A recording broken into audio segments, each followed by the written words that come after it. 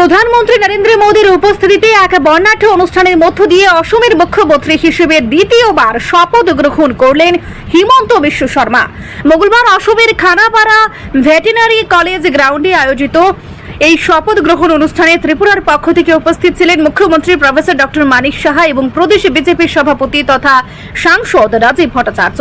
অসমে তৃতীয়বারের মতো বিজেপি নেতৃত্বাধীন সরকার গঠন এবং হিমন্ত বিশ্ব শর্মার পুনরায় দায়িত্বভার গ্রহণকে কেন্দ্র করে কর্মী সমর্থকদের মধ্যে ব্যাপক উচ্ছ্বাস লক্ষ্য করা গেছে।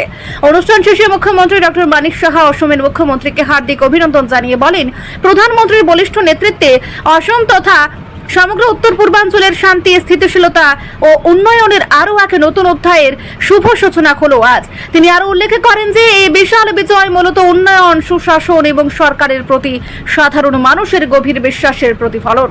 অসমের জনগণকে তাদের এই ঐতিহাসিক জনাদেশের জন্য আন্তরিক শুভেচ্ছা ও অভিনন্দন জানিয়েছেন ত্রিপুরার মুখ্যমন্ত্রী।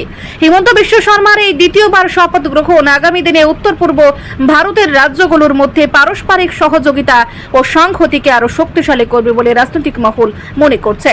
সব মিলিয়ে এক বিশেষ উৎসবমুখর পরিবেশে অসমের এই নতুন সরকারের পথ চলা শুরু হলো।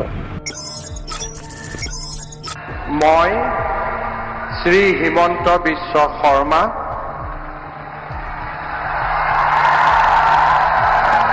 ঈশ্বৰৰ নামত শপত লওঁ যে বিধিৰ দ্বাৰা স্থাপিত ভাৰতৰ সংবিধানৰ প্ৰতি মই প্ৰকৃত বিশ্বাস আৰু আনুগত্য পোষণ কৰিম। মই ভাৰতৰ সাৰ্বভৌমত্ব আৰু অখণ্ডতা অক্ষুণ্ণ ৰাখিম।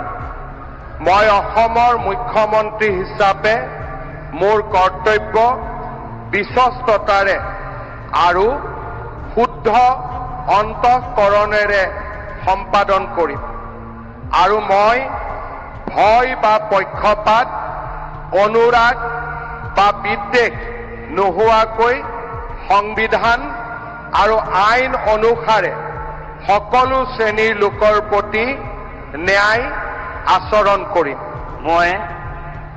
মই শ্ৰী হিমন্ত বিশ্ব শৰ্মা ঈশ্বৰৰ নামত শপত লওঁ যে মই অসমৰ মুখ্যমন্ত্ৰী হিচাপে মোৰ কৰ্তব্যৰ যথাযথ সম্পাদনৰ বাবে আৱশ্যক হোৱাৰ বাহিৰে মই এনে বিষয় যি অসমৰ মুখ্যমন্ত্ৰী হিচাপে মোৰ বিবেচনাৰ বাবে অনা হ'ব বা মোৰ জ্ঞাত হ'ব, তেনে বিষয় মই কোনো ব্যক্তি বা ব্যক্তিসকলৰ ওচৰত প্ৰত্যক্ষ বা পৰোক্ষভাৱে অৱগত বা প্ৰকাশ নকৰিম।